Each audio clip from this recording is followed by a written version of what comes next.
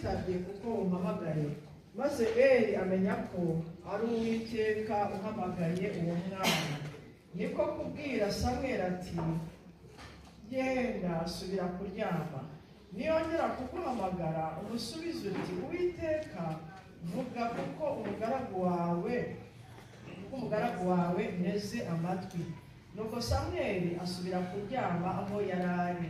Maze Uwiteka araza ahagarara aho aramuhamagara nk'ubwa mbere ati, Samweli, Samweli. Nawe ati, umbwire kuko umugaragu wawe nteze amatwi.